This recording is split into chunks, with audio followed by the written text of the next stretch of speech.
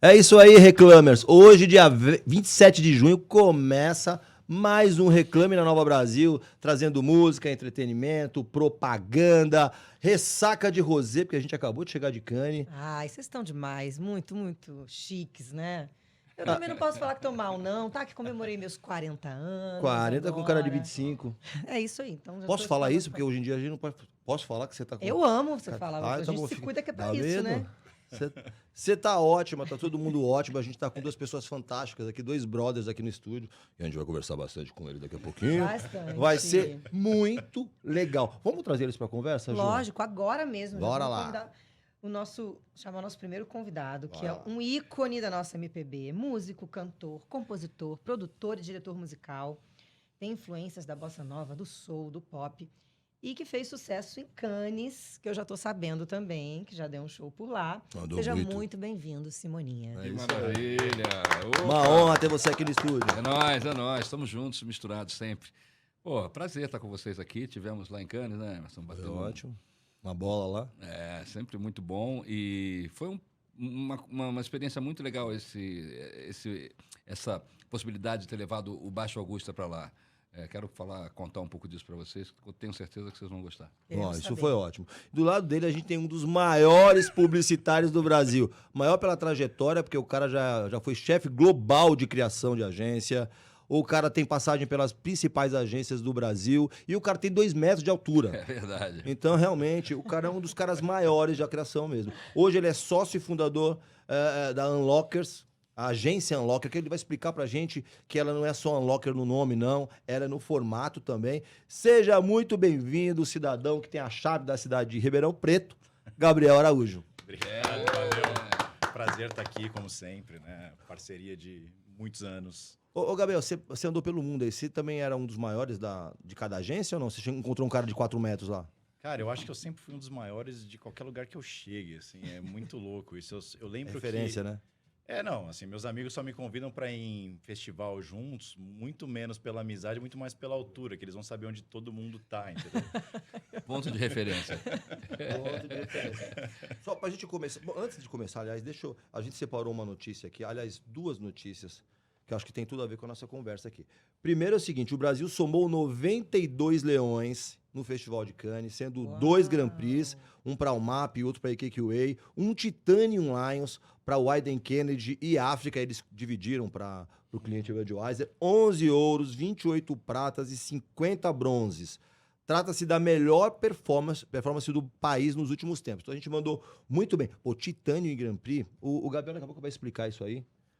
A gente vai entender um pouquinho essa história. E as agências mais atuantes do Brasil, as mais premiadas, foram a AKQA, que ganhou um Grand Prix, 2 ouros, 4 pratas e 4 bronzes. A Africa Creative teve um Titanium Lions, 1 ouro, 3 pratas e 11 bronzes. A VML IR teve 2 ouros, 6 pratas e 3 bronzes. A UMAP BBDO teve um Grand Prix fantástico, 1 ouro e 5 bronzes, e a GUT Brasil teve 1 ouro, 3 pratas e 5 bronzes. A GUT é uma agência independente, é um grupo independente, e a agência, a filial da Argentina foi eleita a agência do ano, foi eleita a agência independente do ano, porque existe o julgamento de agência e existe o julgamento de agência independente, você concorre só com as independentes. Então ela foi a independente e foi a agência do ano. Então assim, foi impressionante a presença da GUT esse ano. Foi muito bacana. Não, e é legal ver a escalada da GUT, porque a Tem gente estava 5 lá anos quando eles só. lançaram a GUT, né? Era o Anselmo, né, e o Gaston. Que continuam E eles juntos. fizeram uma lista do que eles queriam atingir. E eles estão cumprindo ano a ano o que eles prometeram naquela lista. Cara, então é impressionante. incrível. O ano Interessante. passado eles já tinham sido a agência independente do ano. Eles repetiram a agência independente, foi a agência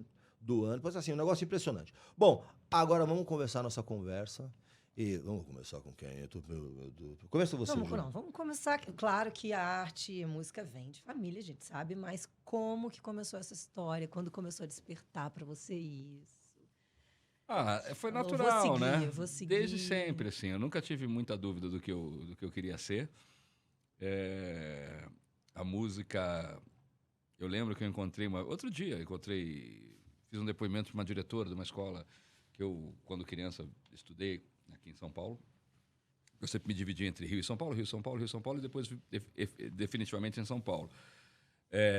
E ela me falou que ela nunca se preocupou comigo, que ela falou, eu sabia que você já tinha a tua escolha, o que você ia querer fazer. Só que no meio da trajetória acontecem coisas malucas, né? Quando eu era criança, eu tenho o privilégio, acho que, de ser filho de quem eu sou, mas, ao mesmo tempo, eu teve muitas dificuldades, muitos perrengues, grandes perrengues. Só um segundinho, se você tá ouvindo a gente, está em casa, está no trabalho, é filho do Wilson Simonal, vai ficar muito caro, se é que você não percebeu ainda. E aí teve momentos seríssimos na minha vida, momento que meu pai foi preso, acusado de uma série de barbaridades e tal. Foi muito difícil esse momento, eu era criança, e naquele momento eu quis fazer direito. Eu falei, vou crescer e vou fazer direito. Vou ser advogado, porque eu achava que a justiça tinha alguma coisa a ver com a justiça. Eu achava que ser Tinha advogado... falhado no caso ali. Tinha a ver com justiça, que é uma grande bobagem, né? Me desculpem, meus irmãos e amigos advogados, né? Justiça é uma coisa, né? Justiça é uma coisa muito... Enfim, a gente vê isso todo dia no Brasil, né? E quando eu entrei na faculdade, eu percebi isso. Eu falei, putz, isso aqui não... Eu acho que a formação é muito importante, eu falo isso para os meus filhos. Acho que é fundamental, quanto mais informação, quanto mais formação você tiver, mais forte você está preparado para o mundo. Mas eu tive uma intuição ali e falei, olha, eu acho que eu preciso ir para uma outra área. Eu acho que eu preciso ficar na música, eu preciso me dedicar à música. Mas eu preciso também, vivendo na música, como eu vivo desde sempre, Gabriel... Só um minutinho. Em que momento você pensou, depois da faculdade? Que momento você falou assim? Que idade você tinha quando você falou assim, eu quero viver da música?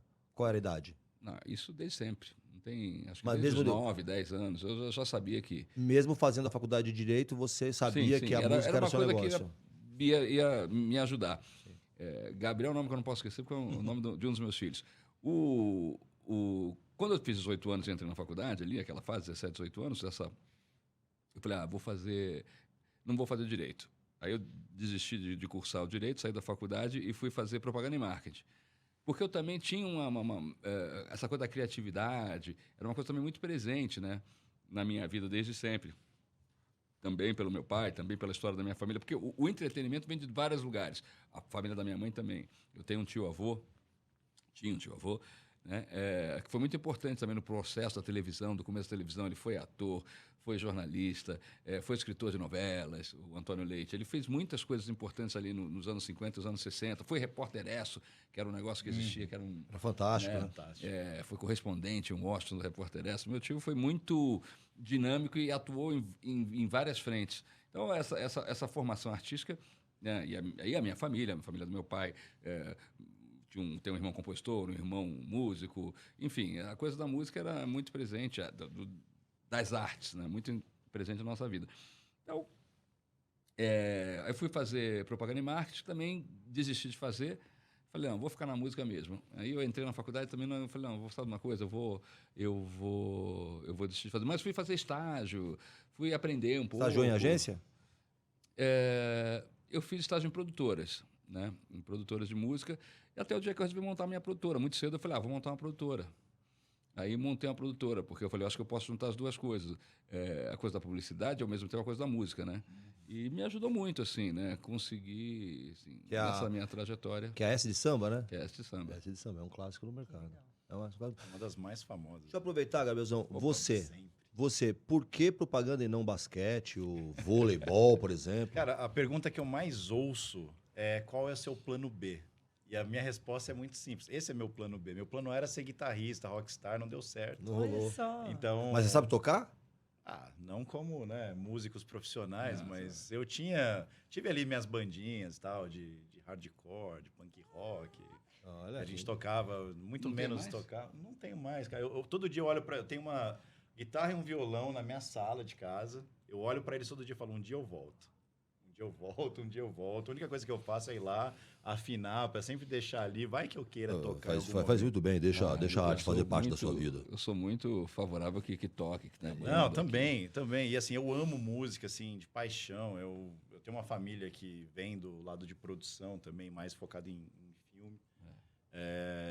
E eu praticamente cresci num estúdio e música sempre foi uma coisa muito presente. Eu nasci numa família que era muito plural musicalmente. Então, a minha avó, mãe da minha mãe, era cantora lírica no coral de Ribeirão Preto. Que legal. E uma das maiores frustrações da vida dela é que o pai dela, na época, super conservador, não deixou ela viajar em turnê.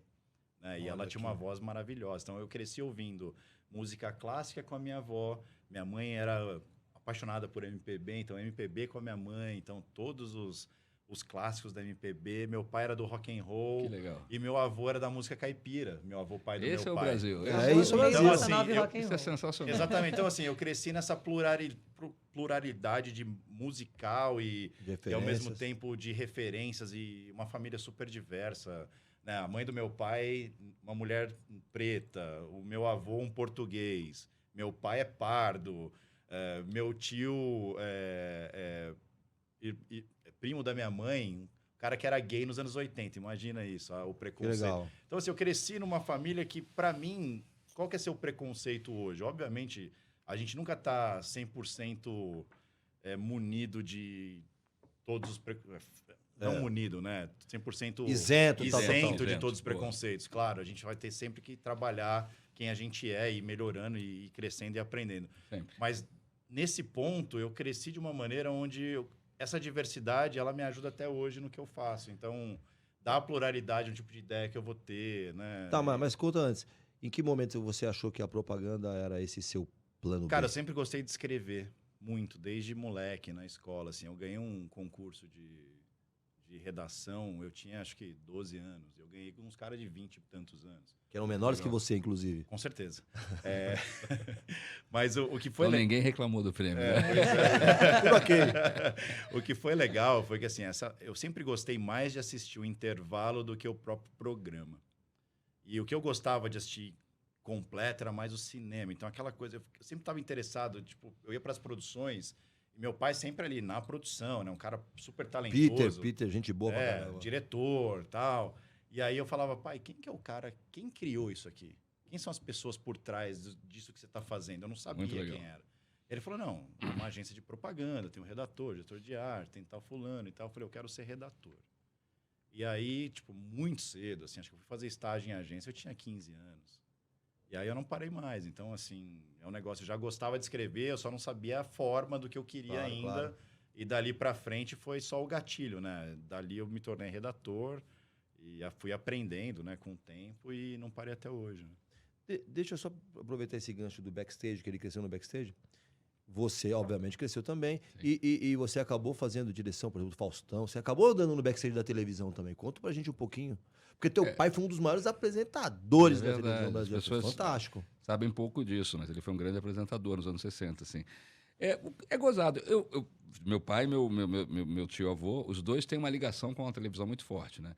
E eu nunca trabalhei em televisão. Trabalhei em gerar conteúdo, criar conteúdo, né? Ou para televisão, isso eu fiz várias coisas. E hoje em dia, desde cedo também para cinema, teatro, dança, eu sempre tive criando esse tipo de coisa.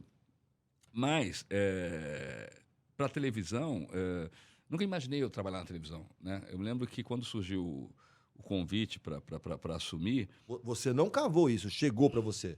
chegou, exatamente. Tá. Uma coisa que eu acho que eu encontro, né? Porque como eu faço muitas coisas, naturalmente, uns amigos acharam, e na época uns amigos, foi uma coincidência, um amigo que era o diretor musical da Globo, junto com o Fausto, se encontraram e não sei por que meu nome apareceu. Naquele momento, o meu nome é o do Jair também, né? Meu sócio, Jairzinho.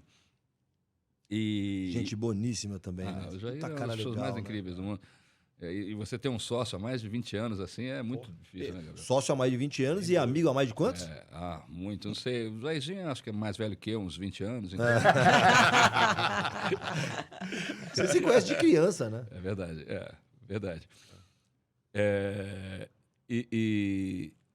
E foi interessante, porque era uma reformulação do programa do Fausto. Nunca imaginei eu entrar na televisão e dirigir, né, fazer uma direção musical num programa como o do Fausto Silva. Referência, né? E realmente não era uma coisa que passava pela minha cabeça. E naquela época ainda era o maior programa de televisão brasileiro em termos de estrutura, tamanho, recursos. E eu falava, caramba, mas era um momento interessante, eu dei muita sorte, era um momento de completa reformulação em todos os sentidos que você possa pensar. E era um momento também que o Fausto queria muito trazer de novo a música para a televisão. Naquele momento tinha muito pouca música na televisão, mesmo no programa dele. Eu lembro que eu entrei, um quadro que era clássico, que era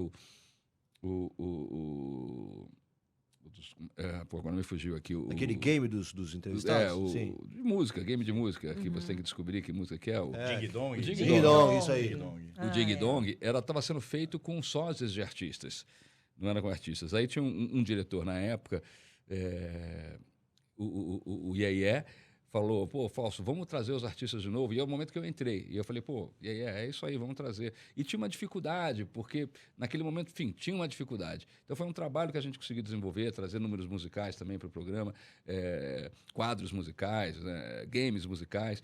Então, pô, sabe, tinha de tudo. A gente podia trazer artistas, revelar novos artistas que, pô, iam tocar na Globo pela primeira vez, de qualquer estilo musical. A gente trazia os grandes sucessos, a gente trazia os clássicos brasileiros, conseguimos trazer os clássicos brasileiros. Muitos, nesse período todo que eu fiquei com o Fausto, fiquei com o Fausto na Globo, poucos artistas não foram.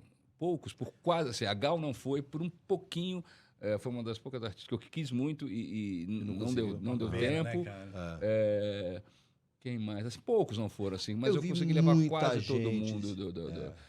E eu vi muito artista emocionado, assim, fala, pô, que legal, porque o Fausto fazia isso, como até hoje, né? Agora ele saiu da Band, mas assim, recebe o artista, o cara fica 20 minutos no domingo, às 5 horas da tarde, 6 horas da maior tarde. audiência O que ele faz, da TV que ele brasileira faz ali pelos naquela- artistas é muito legal. Uma coisa interessante, assim, um dos diretores do programa do Fausto, que é o Cris, Sim, meu irmão. é amigão meu também, e ele falava que a potência que o programa dava para artistas que estavam fora já do cenário, Holofote, iam no Ding Dong, e dali para frente a agenda lotava de novo. É verdade. Eu achava isso incrível. O Cris, quero fazer assim. um comentário sobre o Cris. O Cris, eu mal conhecia ele quando eu entrei no programa, a gente não era amigo, e a gente foi fazer uma viagem juntos para desenvolver um quadro, para conhecer um quadro, que era aquele show dos famosos para Barcelona. Então, fomos juntos.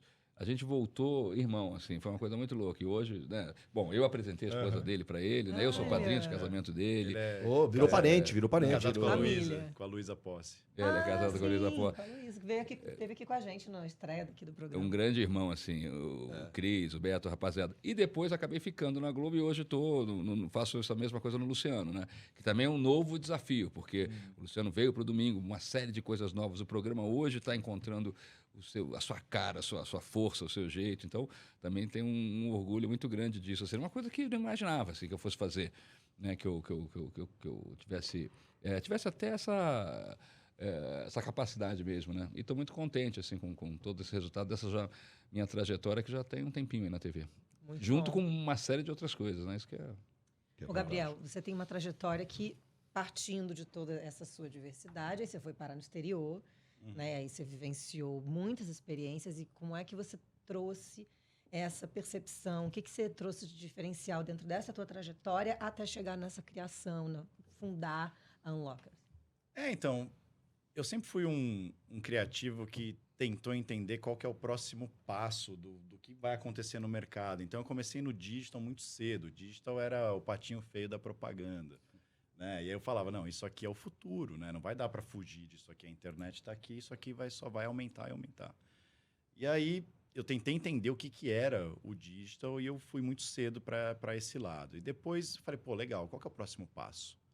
Aí eu fui entender que conteúdo talvez fosse o próximo passo, mas isso há 10 anos atrás, 12 anos atrás, que já se falava em conteúdo, mas muito mais focado nas agências de relações públicas, né? E muito menos nas agências de propaganda. Então, acho que o que me trouxe de bagagem foi assim, pegar toda essa estrutura de tentar entender, né? O que era a propaganda, vamos chamar de tradicional, mas a criatividade brasileira sempre foi uma das maiores potências do mundo. Então, vamos pegar essa criatividade brasileira, vamos tentar aplicar em plataformas diferentes, de maneiras diferentes, mas se eu conseguisse me desatar um pouco da mídia tradicional, eu entendi que eu conseguiria dar uma potência muito maior para a ideia e o tipo de ideia e experiência que a gente pode gerar para um cliente, né? E quando eu fui trabalhar na Europa, né, eu fui CCO global da Ogilvy por 3 anos e alguma coisa, eu tentei levar um pouco... Sediado na Bélgica, é isso? Sediado ficava baseado na Bélgica, mas... Bebia mal, né? Pois é, as melhores cervejas do planeta. Só. Muito fortes, inclusive. Mas assim, eu ficava baseado ali e cuidava de agências no entorno. Então, toda semana estava na Holanda, ou estava em Londres, ou estava em Paris, né, Amsterdã e tal.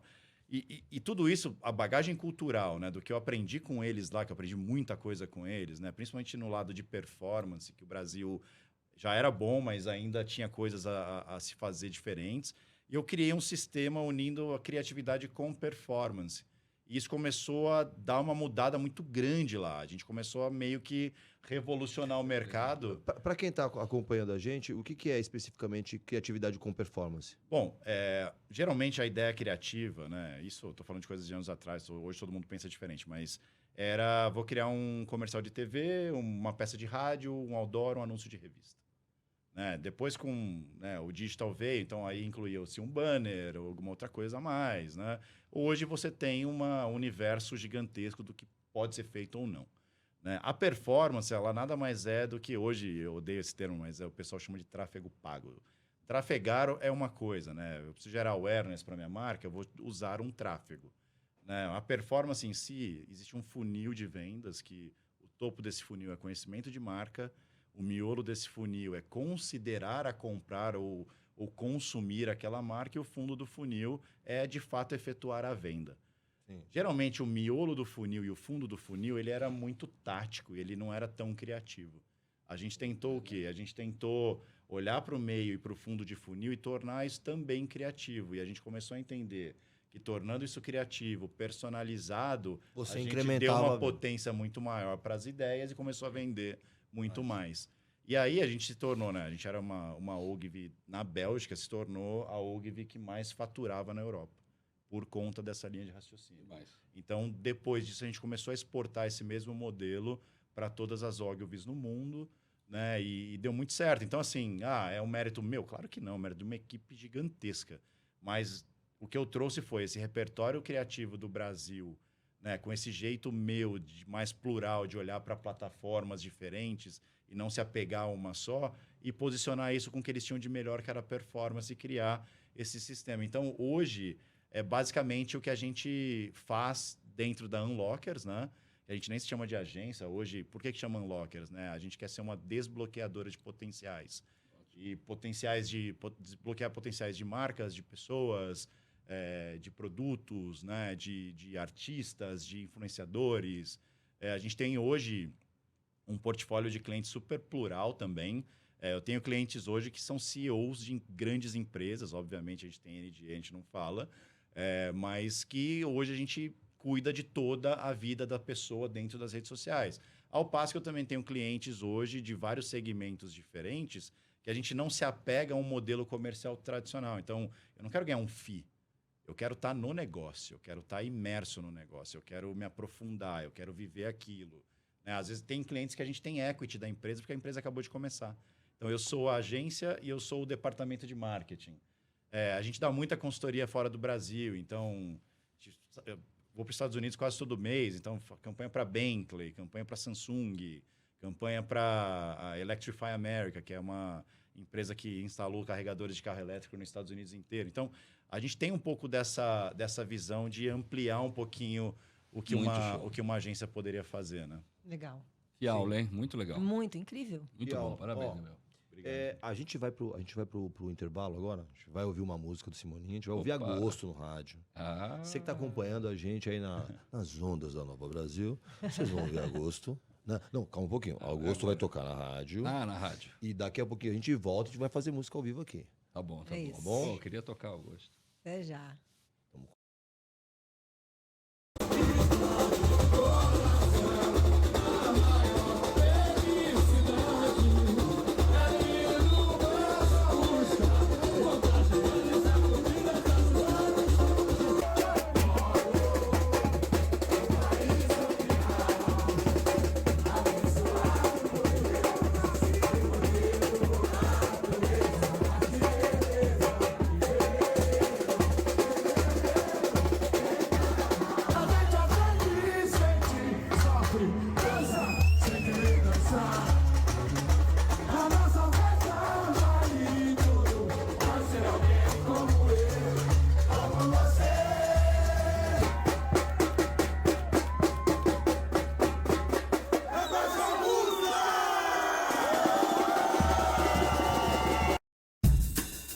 O que nos faz diferentes é reinventar o comum. Unir o popular e o erudito, a cidadania e a poesia. Colocar na mesa o moderno e o brasileiro no seu estado mais puro.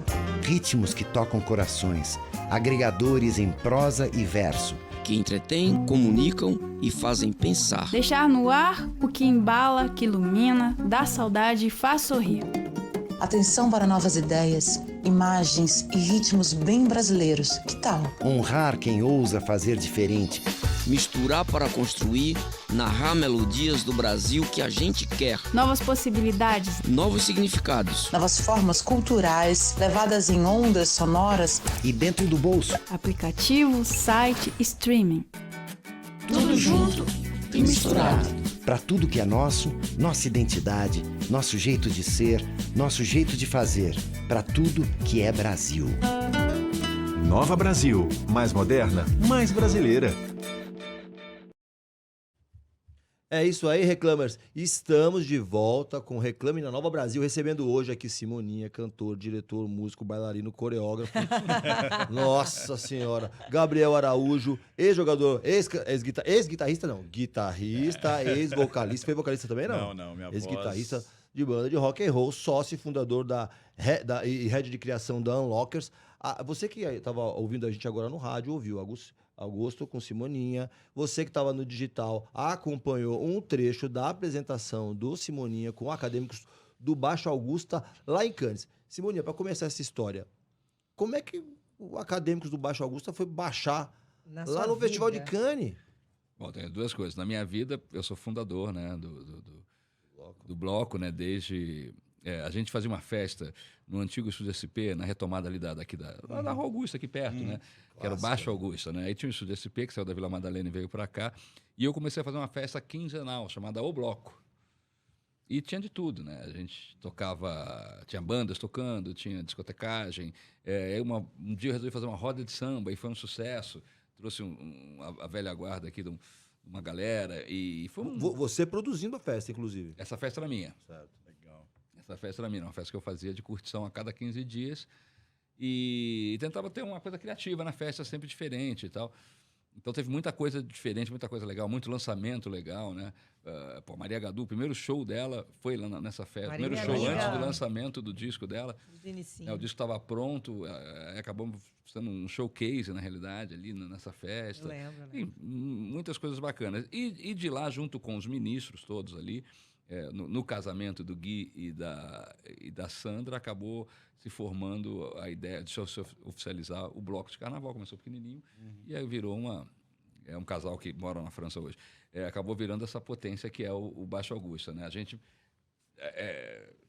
é um dos responsáveis, junto com, obviamente, outras pessoas, outros grupos, dessa descoberta do Carnaval de São Paulo. Esse tipo de carnaval que existe no Rio, né? E não existia aqui em São Paulo com essa força, e a gente leva 1 milhão e meio de pessoas para os nossos desfiles. O que aconteceu? Sucesso. A Filme Brasil, que todos nós conhecemos, a Mariana, sempre quis que eu fizesse alguma coisa nos eventos que ela faz em Cannes, né? E nunca casou de a gente conseguir fazer. E há muito pouco tempo, há 2 meses atrás, ela me procurou, marquei um almoço com ela, a gente foi almoçar, ela falou, puxa, Simoninha, queria tanto fazer um negócio, estou lá no terraço, é um espaço tão legal, você não quer fazer alguma coisa, fazer um pocket show, de repente convido o Jair. Eu falei, Mariana, eu acho assim, a gente está num lugar que está as maiores marcas do mundo inteiro, fazendo as maiores festas, trazendo os maiores artistas. Então, imagina fazer uma festa lá, assim, se tivesse alguma coisa acontecendo na minha carreira nesse momento, que pudesse ser interessante, ou a do Jair, seria até legal, mas vai ficar uma coisa muito pequena, vai ficar uma coisa que os brasileiros vão, ou um outro europeu que conhece a gente, já excursionei muito pela Europa, obviamente, mas, assim, é difícil eu competir com Foo Fighters, com Florence and the Machine, enfim, com essas festas, né, gigantes que essas marcas, todas as marcas do mundo estão lá, e fora as suas marcas a gente não conhece, né? As empresas americanas, japonesas, enfim, belgas. Eu acho que a gente tinha que inventar alguma coisa que fosse diferente. E ela falou, mas o que é diferente? Eu falei, vamos levar o bloco de carnaval, porque a gente vai fazer uma festa e vai pegar as pessoas no coração, vai pegar as pessoas. Ela falou, puta, sensacional, puta, será que dá? Quanto vai custar? Aí fomos levantar, não tinha dinheiro para fazer isso. Isso no almoço, assim, ela falou, não tenho esse dinheiro. Aí eu falei, e se eu arrumar o dinheiro? Aí ela falou, putz, arrumar dinheiro a gente faz. Aí eu falei, então vamos arrumar o dinheiro. Aí O homem passei faz o ligando- show e arruma o dinheiro. Produtor mesmo, né? Que Cada isso? vez mais a gente tem que O fazer homem isso. faz A o real show é e essa. arruma o dinheiro. Quer mais do quê? Passei ligando para alguns amigos, algumas empresas, algumas agências. E entre essas pessoas que eu liguei para Andréa Sanches na Globo, que é da área comercial. E a Andréa tem muita experiência, trabalhou muito em agência, trabalhou foi diretora de marketing da Natura e de tantas outras empresas. Eu falei, Andréa, muito minha amiga, eu falei, me ajuda aqui a pensar, estou querendo fazer isso em Cannes e tal, não sei o quê. Comecei a conversar com ela. Eu perguntei, e vocês, o que vão fazer? Ela falou, pô, a gente a princípio não vai fazer muita coisa, deve fazer uns jantares, algumas coisas assim. E nisso ela estava entrando numa reunião com a chefa dela, a Masa, e conversaram sobre isso e falaram, pô, quanto vai custar isso daí? Aí ela me ligou e falou, quanto vai custar isso aí? Eu falei, eu acho que tanto. Ela falou, então faz um orçamento para mim, me manda esse orçamento rápido. E tá bom. Aí fiz o orçamento, mandei e tal, não sei o quê. Pô, Você colocou a 4 bateria, você colocou todo mundo, né? Maravilha. ela voltou e falou, vamos fazer. Virou o evento da Globo, obviamente, né? Do evento da Globo junto com a Filme Brasil. Um beijo pra Manza também, que tava A lá. Manza foi, arrebentando. pô, eu vi a alegria dela, assim, o evento foi um sucesso para eles, né? Foi um sucesso, acho que para nós, para todos os envolvidos, e a gente trouxe isso, a alegria. E não só o evento em si foi um sucesso em todos os sentidos, mas no dia anterior, que a gente levou a bateria lá na frente do Martinez de surpresa, e Vocês fizemos levaram todo o bloco? Não, levei uma pequena parte, 10 integrantes. Mas todo o conceito do bloco foi, foram né? 10 Tocar as foi músicas, a foi uma- bateria. Sim, Foi uma 10 quantidade integrantes. suficiente para marcar presença e para chamar a atenção para o evento que ia acontecer no dia seguinte. Foi uma muito loucura, legal. assim. A gente no meio da rua, as pessoas ficaram, sabe, essa coisa espontânea. Depois do show do Foo Fighters, assim, e a galera lá cantando, se Foi divertindo. animal, Porque é uma coisa Energia espontânea, né? incrível. É uma coisa Totalmente. Então, acabou dando Nossa muito brasilidade, certo, né? né, Acabou lá dando, fora. exatamente. O Gabriel falou uma coisa aqui que passa despercebido. Logo depois que acabou o show, acho que foi uma entrevista até para vocês que eu dei, assim, fiz uma aspas ali rapidamente, falando assim: a gente esquece disso, porque a gente vive momentos difíceis, a gente, Brasil e o mundo, de certa forma, mas o brasileiro tem essa característica de fazer muitas coisas, de ter várias etnias, de ter várias religiões, ao mesmo tempo a gente ser, todo mundo consegue se dar, e a gente esquece um pouco dessa nossa característica tão fundamental e tão especial para momentos como esse, né? Porque o mundo precisa disso, precisa dessa energia, de falar, caramba, olha que coisa... Que coisa legal, de onde vem isso, né? De onde vem essa força, essa criatividade? E o acadêmico é muito, muito legal, tem uma energia incrível. Então, viva. Aproveitando isso, né? Vamos Aproveitando puxar isso- uma música, então. É. Agora já traz um pouquinho dessa que energia honra, pra né? gente, que eu não Porra. estava lá. Então, quero aproveitar. Pra ver essa energia. Ó, corta, a pandemia foi um momento muito tenso. O ano passado ainda era tenso. Esse ano a gente levou alegria lá. Isso foi É verdade. Muito bom. Olha aí, rapaziada. Quem sabe canta com a gente. Nem vem que não tem. Nem vem de garfo que hoje é dia de sopa. Mistura de ferro, passa minha roupa. E eu nesse embalo vou botar pra quebrar. Sacundim, sacundá, sacundim, gundim, gundá. Nem vem que não tem. Nem vem de escada que o incêndio é no porão. Tira o tamanco, tem cintaco no chão. E eu nesse embalo vou botar pra quebrar. Sacundim, sacundá, sacundim, gundim, gundá. Nem vem numa casa de caboclo. Já disseram um é pouco, 2 é bom, 3 é demais. Nem vem, guarda teu lugar na fila. Todo homem que vacila, a mulher larga pra trás. Nem vem que não tem. Espetacular. Que delícia! Cara, Que isso, delícia! Isso chacoalhou todo mundo. Ô, Gabriel, só aproveitar. Você estava lá no Festival de Cannes e o acadêmico incendiou lá. Mas o que mais que incendiou no Festival de Cannes? O que você viu de tendência? O que você viu de diferente do ano passado, por exemplo? O que fica de lição? Qual é o legado? Cara, que pergunta difícil, né? Não, mas assim, eu acho que tem vários legados, né? Eu acho que a propaganda esse ano, né?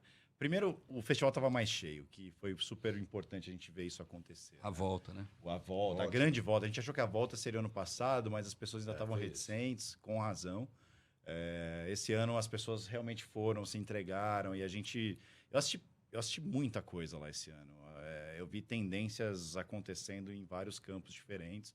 Eu acho que quando a gente olha para o lado da inovação, eu consegui entender que a maior parte das agências estavam tentando trazer inovação com um propósito, né? E não é um propósito raso, né? Porque hoje tem várias pautas que são super importantes, e acho que o papel da propaganda é, de fato, assumir essas pautas e amplificar para normalizar o que já é normal, né? Acho que a gente, né, vive num país super plural e a gente tem que ainda assim normalizar o que é normal.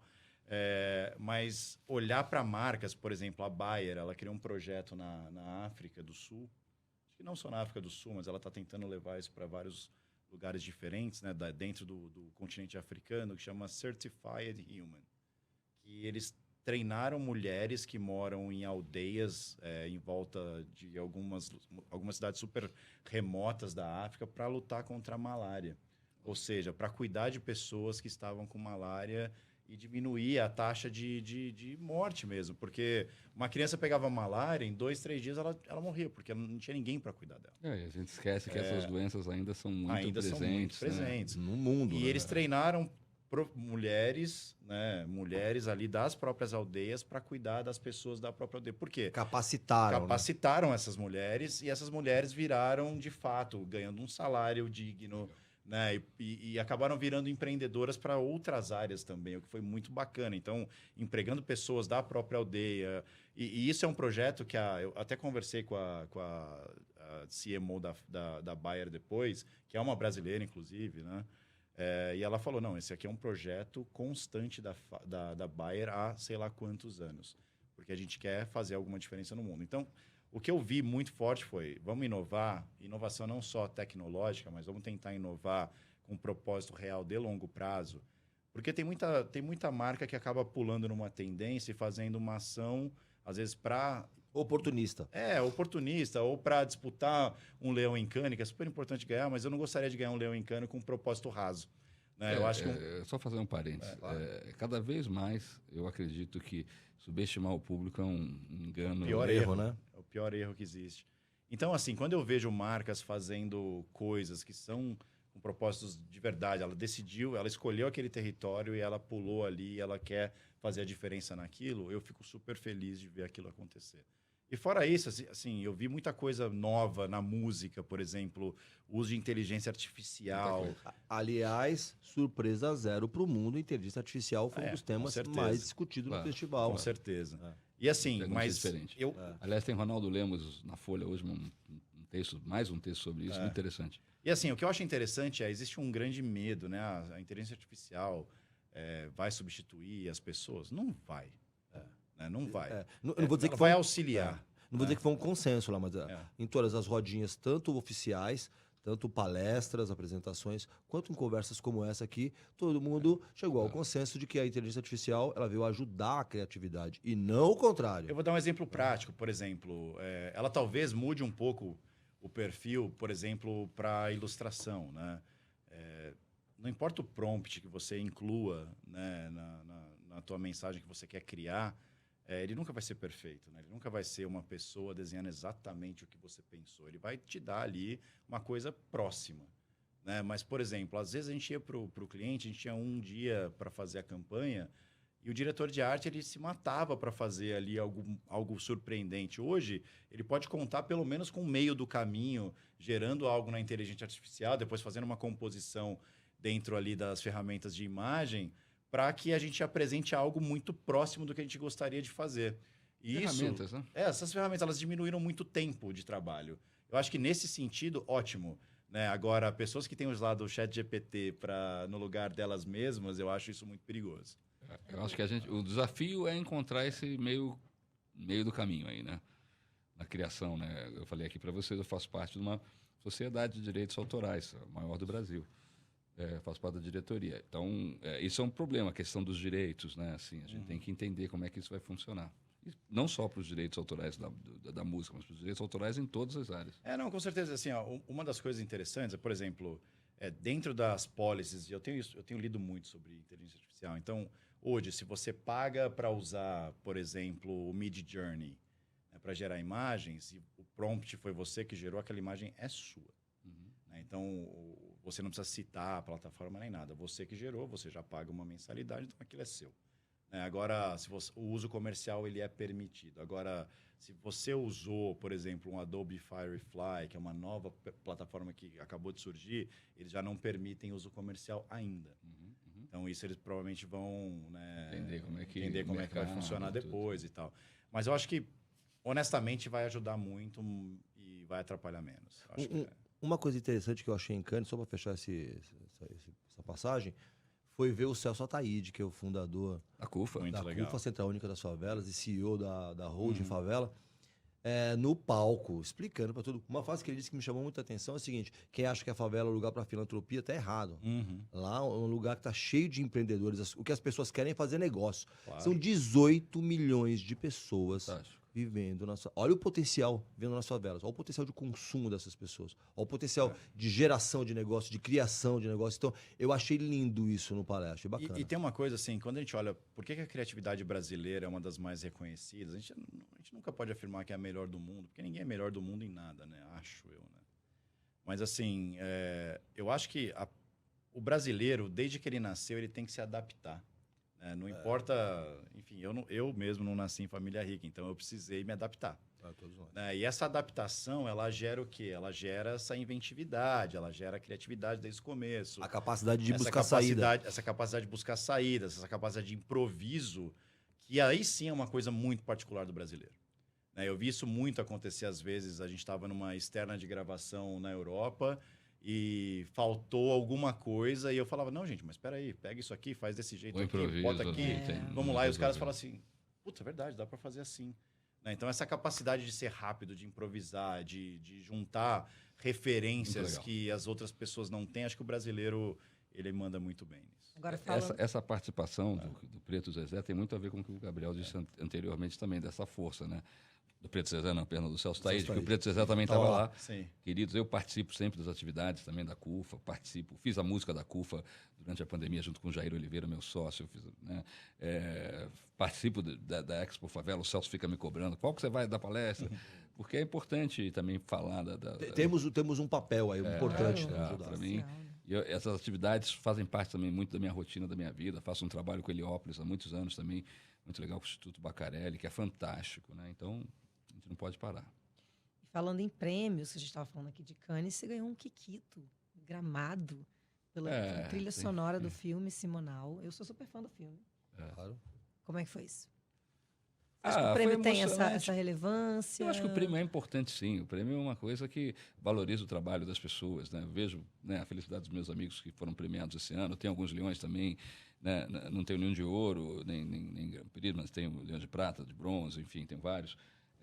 Marcou presença, né? Tem o Kikito, que é um prêmio importante, um dos maiores prêmios do cinema brasileiro. Tem o grande prêmio do cinema brasileiro também. Tem a PCAs, tem prêmios importantes também. Então, assim, acho que ele premia o trabalho do profissional, da equipe, de um grupo, de uma agência, de um produtor musical, de um produtor de cinema, enfim, ele é fundamental. Eu fiquei muito honrado, obviamente, porque tanto o Kikito quanto o Grande Prêmio do Cinema Brasileiro são prêmios que foram com relação a um filme que contava um pouco da história, pouco não, mas que contava, um pedaço da história da nossa família. Então, obviamente, são prêmios que, afetivamente, eles têm um sentido especial para mim. E no Kikito foi você e o Marcos de Castro, você tem irmão, né? Como é que foi trabalhar com ele? Né? Porque a gente trabalhou juntos.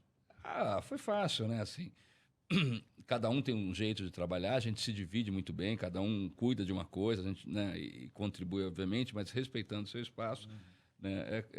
Eu acho que isso não vale só para o irmão, vale para qualquer profissional. Né? Como eu gosto sempre de trabalhar com pessoas, né? Então, não só com meu irmão, com o Jair Oliveira, que é meu sócio, com as minhas equipes, eu acho que isso é fundamental, a gente entender os espaços, né? Essas coisas que a gente aprende muito com o tempo, né? Com a vivência mesmo, né? E são fundamentais. Acho genial isso. Tem uma coisa que eu vejo da premiação, a premiação como reconhecimento do profissional é muito importante.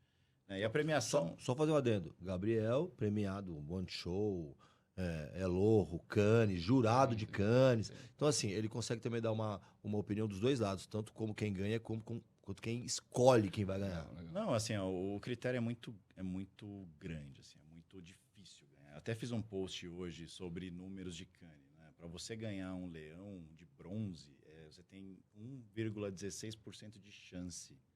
Ou seja, se você pegou um shortlist, sinta-se premiado, porque é muito difícil. Claro, eu também concordo. Né? Então, assim, eu acho assim, eu só tenho uma coisa que aí também é minha e de alguns profissionais, são amigos do mercado, que a gente tem que olhar para a propaganda e para o briefing que você recebe e fazer algo muito bom. Se vai ser premiado ou não, tanto faz. Consequência. Você tem que ter a consciência que você está fazendo algo muito bom, algo que vai atingir o resultado que o cliente espera, porque no final das contas nós somos contratados para isso, né, para ajudar empresas a venderem mais, né? Por outro lado, é muito importante o prêmio valoriza a agência, o prêmio valoriza o cliente, o prêmio dá um direcionamento para o mercado do que as pessoas querem olhar agora e para o próximo ano, né? Obviamente, todo ano muda, né? Acho que tudo muda muito rápido, então provavelmente termina esse programa de rádio, a gente já está obsoleto em alguma coisa.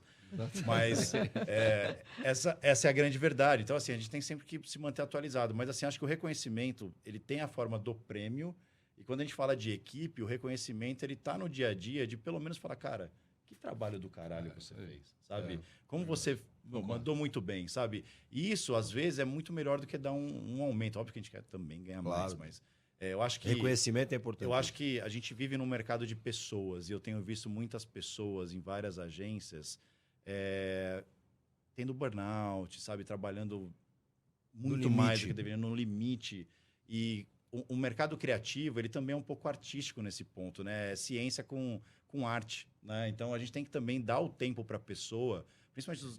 Todo mundo é criativo dentro de uma agência, não é só o departamento de criação. Aliás, na vida, né? Criatividade é importante exatamente, pra vida. mas especificamente para a galera da criação, não adianta você suprimir com reuniões, briefings e deixar todo mundo preso naquela bolha e não dar um tempo para a pessoa respirar, para ela pensar, para ela ter aquela pausa sem fazer nada, porque daí, acredito eu, que surgem as grandes ideias, né? É onde você vai se inspirar, procurar referência fora do mundo da propaganda. Isso é muito importante. Fundamental. Vamos dar aquela pausa criativa, ouvindo um pouquinho de música. Opa! Olha aí, por que não, né? Por que não? Vou Vamos fazer uma música. Vamos de agosto, né? Uma música que eu adoro, uma música que todo mundo pede. Amamos, amamos. Você sabe que essa música... Como surgiu? Agosto... Em setembro? Acho que em julho, né? Porque ele tocou em agosto. O Max tinha uma banda, Max Castro, meu irmão, tinha uma banda, e ele tinha uma versão ele escreveu essa música para um festival, para aquele, não sei se vocês lembram, festival, quando era festival Lembro. um festival gigante que existia, e eles ganharam o festival. Só que essa música a versão dele era muito diferente, mas eu achava que a música tinha coisas lindas assim. Aí quando eu fui gravar o meu primeiro disco, eu falei, Max, posso mexer pela trama, posso mexer naquela música e tal.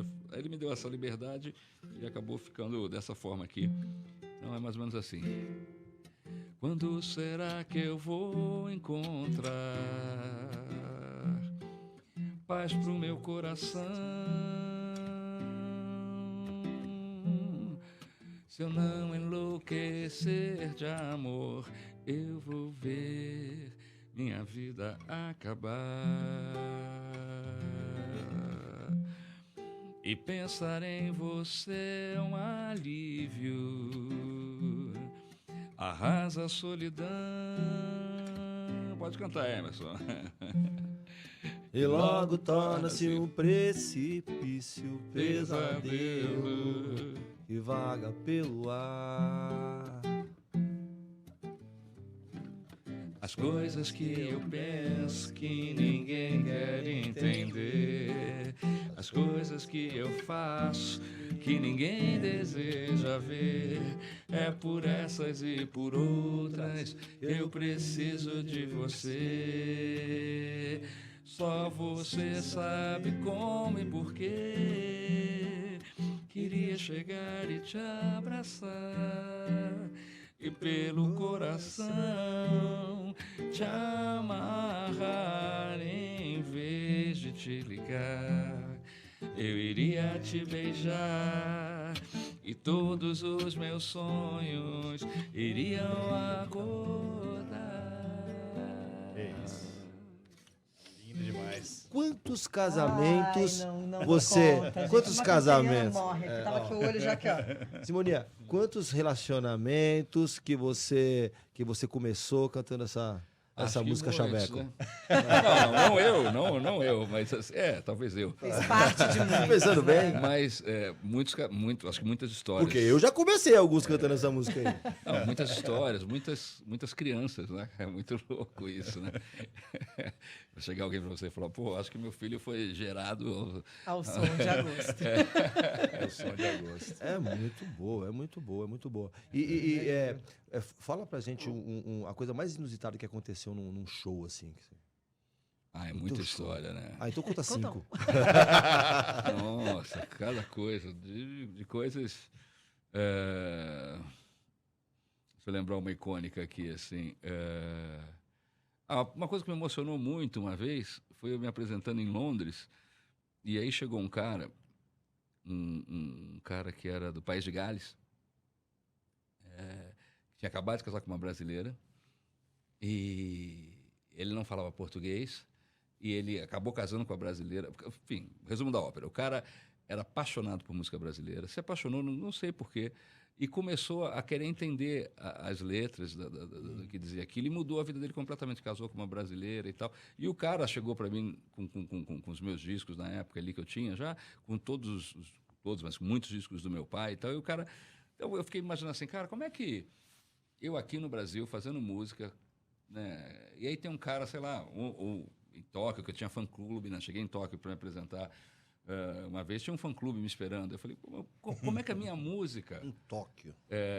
toca o coração das pessoas assim, né? Quer dizer, isso é claro que acontece, da mesma forma que a gente, as pessoas não falam inglês no Brasil e são apaixonadas pelos artistas de música de língua inglesa. Mas viver essa experiência é muito inusitado, assim, de um fã que não tem nada a ver com a sua cultura, que não tem nada a ver... E gostar da sua música, você, de alguma forma, passar alguma coisa para ele de uma outra cultura, de um outro lado do mundo. Isso eu acho uma coisa muito especial, assim, cara. Me toca, assim. Posso te falar uma coisa? Assim, eu morei há 4 anos na Europa e vários lugares de países diferentes e em lugares diferentes que a gente passou, a gente ouvia música brasileira o tempo inteiro. E isso era muito incrível, porque às vezes está no Brasil, sim. Né, em lugares que são tipicamente brasileiros, ou paulistanos, ou cariocas, ou mineiros, e a gente não ouve música brasileira. É verdade. Né? Então, acho que falta a gente voltar um pouquinho para a nossa raiz e dar um valor ainda maior para o que a gente tem de herança cultural, né? Cara, a música brasileira, juro por Deus, qualquer amigo gringo que a gente conversa, ele fala assim, mas a gente faz música aqui, mas lá vocês fazem música. A música brasileira é impressionante, né? E a gente trata mal, porque não é uma coisa que...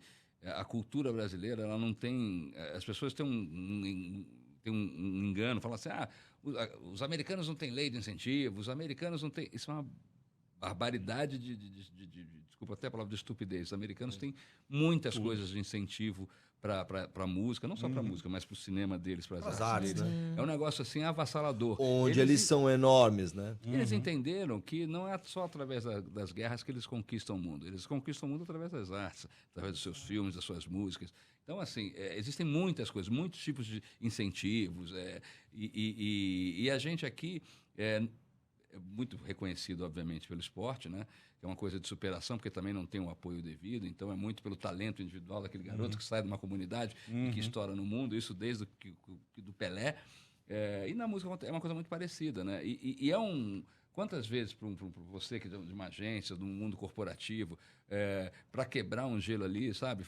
Comenta sobre uma música brasileira, comenta sobre um atleta brasileiro que o cara tem admiração, que o cara já abriu, já criou uma conexão diferente ali para você começar uma conversa. Humanizou, né? Tem uma história... Isso é fantástico, a gente deveria prestar mais atenção nisso. As pessoas acham que, não, isso aí... Você acha que a publicidade está tendo um olhar com acho isso? Acho que sim. Por exemplo, eu até ia contar uma passagem, assim, a gente estava fazendo um trabalho para a Fanta, na Bélgica, e era bem no início do TikTok, né? Nem existia ainda formatos de mídia do TikTok. E a gente tentou fazer a trilha, né, do que a gente... que era um desafio de dança, né? A gente tentou fazer a trilha com um estúdio belga, só que o estúdio não chegava no que eu tinha pensado, assim, uma coisa... Precisava de um ritmo diferente. Aí, obviamente, eu bati a mão no telefone, liguei para um estúdio aqui no Brasil e falei, cara, eu preciso que você coloque funk nessa história. E mistura o funk com violão de bossa, não sei, faz a sua loucura. Se vira aí. Juro por Deus, a música chegou, eu não mexi em nada, eu levei para o cliente falou assim, é isso. Sensacional. Isso aqui é sensacional, é isso que a gente precisava. E aí o negócio ganhou uma proporção. Tava faltando a música, tava faltando a arte, tava faltando a verdade, essa conexão. Conecta. Ó, a gente tá chegando na parte final do programa. Mas já? Só uma hora, já tá acabando. Mas é um momento interessante, que é o momento que a gente fala de autoconhecimento. Aí eu vou perguntar pros dois, começar contigo, Simoninha. Quem que é o Simoninha que as pessoas não conhecem? Todo mundo conhece o artista, conhece a tua família, conhece a tua trajetória musical. Mas quem é o Simoninha que quando chega em casa, pensa, reflete? Como é? Quem é você que ninguém sabe? Aquilo que você não falou ainda. Poxa, é difícil, né? Eu acho assim, acho que todo mundo tem um pouco, todos nós aqui, temos um pouco de uma persona, né? E é natural. Eu sou um cara muito calmo, muito tranquilo. As pessoas acham que eu tenho sempre eu gosto de fazer coisas simples, gosto de estar com os meus filhos, adoro esse momento eu e eles, adoro essas coisas de casa mesmo, sabe? Você tem medo das inseguranças? Olha, às vezes eu tenho medo. Medo não é a palavra. O que eu gostaria e trabalho e torço, faço a minha parte pelo menos para isso, é que eu tenha ainda um tempo aqui nesse planeta aqui, que a gente tem um tempo para eu poder, né, ver um pouco, né, ver mais meus filhos crescerem, poder estar com eles, poder realizar coisas. Isso assim, eu sou muito ansioso para realizar. Eu gosto de estar me reinventando o tempo todo. Eu estou com vários projetos, eu tenho projetos para o segundo semestre, projetos para o ano que vem, né, em andamento. Assim. Isso para mim é muito importante, isso me alimenta muito a alma. O meu receio é de poder perder isso, né, com o passar do tempo. Né? É saber envelhecer, ter a inteligência de envelhecer bem. Você, Gabrielzão. Repete a pergunta. Quem é você? Quem é você? A gente conhece o profissional, a gente conhece o jurado de Cannes, a gente conhece o premiado, a gente conhece o empreendedor, mas quem é você em casa? Quem é você que as pessoas não conhecem, sabe? Quem é você por trás do Gabriel Araújo? Eu acho que essa pergunta é a pergunta que todo mundo gostaria de saber responder, né? Pois é. É difícil, viu? Fica todo mundo tenso aqui. É difícil. Não, é que geralmente a gente vai dar essa resposta baseado no que a gente faz e não no que a gente é. Né? Então, é um negócio meio maluco. Eu sou um cara família. Existe muita glamorização de morar fora do Brasil. O Brasil é ruim, fora é melhor. Eu não acho. Eu amo o Brasil, eu amo estar próximo da minha família, dos amigos que eu gosto. Eu sou um cara muito família. Assim. Eu acho que se eu não tivesse nada e tivesse minha família, eu estaria igualmente feliz. Então, acho que isso para mim, é o que constrói minha vida, assim, minha carreira, é o que dá o drive do que eu quero ser e do que eu tenho que ser. Assim. Acho que ser humano, né? Respeitar as pessoas, respeitar o meu próximo e dar o que eu quero receber também. Acho que esse é o Gabriel por trás da propaganda. Assim. Ótimo, hein? Papo bom. Muito bom. Pois é. Ó, agora, você, Simoninha, fala o que tem pela frente aí. Seus próximos projetos. Caramba! Tem muita filme. coisa que a gente sabe que tem uma agenda de shows insana agora pro fim de semana. Tem muitos shows aí agora, daqui em julho e agosto também, mas assim, acho que o principal, acho que assim, as coisas relevantes, estou preparando um novo projeto artístico importante para mim, na minha vida, estou fazendo isso com muito carinho, ainda não posso falar muito sobre ele, mas está em andamento e eu estou muito contente em retomar também, eu nunca paro, né? Mas de um novo trabalho, né? De coisas novas, de novidades. Estou preparando, estou fazendo a direção, enfim, curadoria de um festival interessante aí que vai acontecer num teatro, aquele teatro Unimed na Santos com a Augusto, um teatro lindo, legal, pequenininho, lindo. super vai ser um festival chamado PDDM, por dentro da música, porque ele é pequeno, então vai ter esse conceito de ser uma coisa de o público se sentir por dentro da música. Legal. Então vão ser 2 meses também de shows, e shows diferentes, nunca um show do artista, aquele show, vai ter muitas surpresas no meio do caminho. Puxa, tanta coisa assim. Continua a série de concertos com Heliópolis, que eu gosto de fazer. Esse meu lado que eu faço, Heliópolis e Simoninha convidam.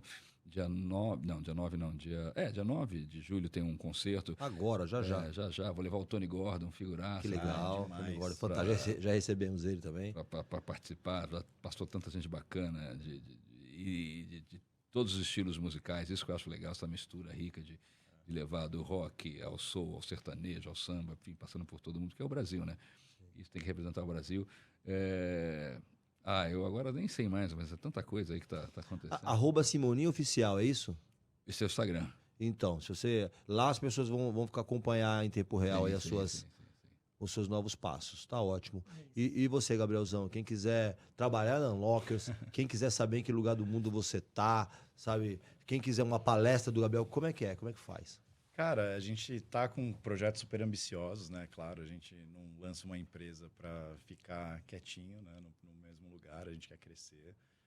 Tem um outro projeto que deve acontecer agora no segundo semestre em Nova York, então também é super, super sigiloso ainda, mas em breve vou contar para vocês. Quem quiser entrar em contato, @ogabaaraújo ou @weareunlockers. Muito bem, foi isso, gente. Muito Foi uma maravilhoso. delícia de papo, né? Pô, Muito bom. pena que acabou, né? Pois Pena que acabou. Faltou Nem só a cerveja, né? E nem cantamos tinha que parabéns ser. pra Ju, que fez aniversário essa semana. Imagina, a gente Vamos cantar um canta. parabéns pra ela. Não Vamos, acredito. vamos terminar o programa Grava com isso. parabéns. Não, pelo amor Grava de isso. Deus. pra que Ju eu tô Televisão. ganhando esse parabéns. Nossa. Vai, Ju, aí, seu presente de aniversário, hein?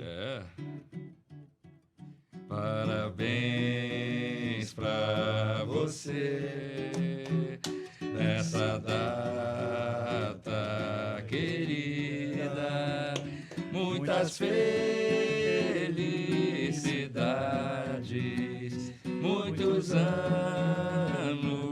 de vida. Parabéns, parabéns pra você nessa data querida, muitas felicidades, muitos anos